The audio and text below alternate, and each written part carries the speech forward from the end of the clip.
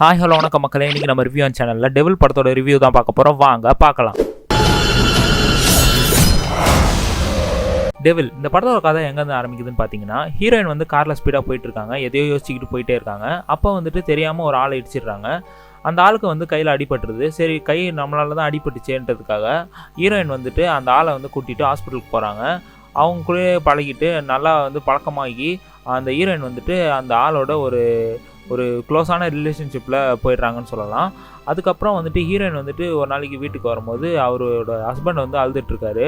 இந்த மாதிரி வந்துட்டு நான் உன்னை ஏமாற்றிட்டேன், இனிமேல் நான் வந்து உனக்காக ட்ரூவாக இருப்பேன் அப்படின்னு வந்துட்டு ஹீரோயின்ட்ட வந்துட்டு அந்த ஹீரோ சொல்கிறாரு. ஸோ ஹீரோ வந்து திருந்துட்டாரு. இனிமேல் நம்ம இந்த மாதிரி எந்த விஷயத்துக்கும் போகக்கூடாது, இனிமேல் வந்து நம்ம புருஷன் உண்டு நம்ம வாழ்க்கை உண்டுன்னு இருக்கலான்னு வந்து ஹீரோயின் இருக்காங்க. அப்போ வந்துட்டு எதர்ச்சியாக ஒரு ஆளை மீட் பண்ணி அவரோட பேசுனதை வந்து எப்படியாவது கட் பண்ணணுன்றதுக்காக ஹீரோயின் வந்து அந்த ஆள்கிட்ட போயிட்டு, இனிமேல் நீ வந்து என்கிட்ட பேசாத, நான் வந்து என் புருஷனுக்கு லாயலாக இருக்க போகிறேன் அப்படின்ற மாதிரி அந்த ஆளை வந்து எடுத்தெறிஞ்சு பேசி அமுச்சு விட்டுறாங்க. அதுக்கப்புறம் ஹீரோயின் வந்து அந்த ஆள்கிட்ட சேர்ந்தாங்களா இல்லையா, அந்த ஆள் வந்து இந்த ஹீரோவை என்ன பண்ணார், ஹீரோக்கும் ஹீரோயினுக்கும் என்னென்ன ரிலேஷன்ஷிப்பில் போயிட்டுருக்குன்றது தான் இந்த படத்தோட மீதி கதைன்னு சொல்லலாம். ஃபர்ஸ்ட் ஆஃப் ஆல் இந்த படத்தோட பாசிட்டிவ்லேருந்து ஆரம்பிச்சிடலாம். 1-2 பாசிட்டிவ் தான், அது ஏன்னு நான் அப்புறம் சொல்கிறேன்.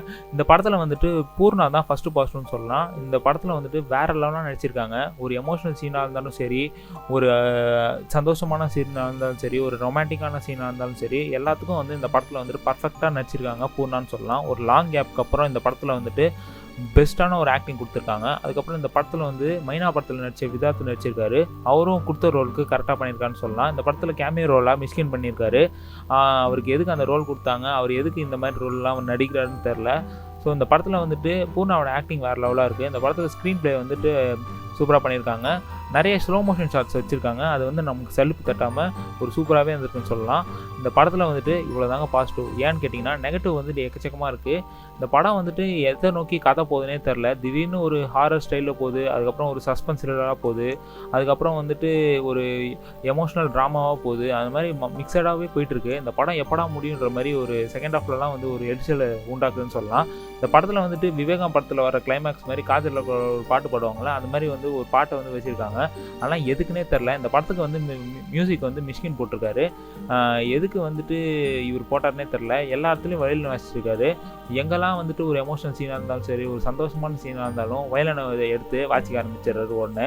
ஸோ இந்த படத்தில் வந்துட்டு மிஷ்கினோட மியூசிக் வந்துட்டு சுமாராக இல்லைனாலும் பரவாயில்ல, ரிப்பீட்டேட்டிவாக அதையே போட்டிருக்கனால அது வந்து ஒரு சலிப்புத்தன்மை உண்டாக்குது. அதுக்கப்புறம் இந்த படத்தில் வந்துட்டு இந்த கதையே எதுக்குன்னே புரியலைங்க.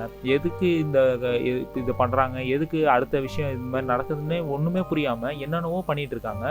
ஸோ தலை தனியாக கால் தனியான்னு இருக்குது இந்த கதையே. எதுக்காக எங்கேருந்து எங்கேயோ ஆரம்பித்து எங்கேயோ முடிச்சிட்டாங்கன்னு சொல்லலாம். ஸோ இந்த படத்தோட கிளைமேக்ஸ்லாம் பார்த்தீங்கன்னா உங்களுக்கு வந்து செம்ம காண்டாகி வெளியே வந்துடுவீங்க. ஜென்ரல் ஆடியன்ஸுக்கு இந்த படம் வந்து சுத்தமாக புரியாது. இந்த மாதிரி ஒரு ஹார்ட் ஃபிலிம் பார்க்குறவங்க, இந்த படத்தை வந்துட்டு உன்னிப்பாக பார்க்குறவங்க, ஒன்று ஒன்றா பார்க்குறவங்கலாம் இந்த படம் வந்து ரொம்பவே பிடிக்கும்னு சொல்லலாம். ஸோ இந்த படத்துக்கு நான் கொடுக்குற ரேட்டிங்ஸ் வந்து 5க்கு 2 ஸ்டார்ஸே தரலாம். இந்த படம் வந்துட்டு மிஷ்கினோட தம்பியோ கசனோ எடுத்திருக்கான்னு சொல்லலாம். மிஷ்கின் கொஞ்சமாக சொல்லி கொடுத்துருக்கலாம் எப்படி எடுக்கணும்னு. இந்த படத்தில் அதை மிஸ் பண்ணிட்டாருன்னு சொல்லலாம். ஸோ இன்னொரு சந்திக்க வரைக்கும் ஹேப்பன் கைஸ்.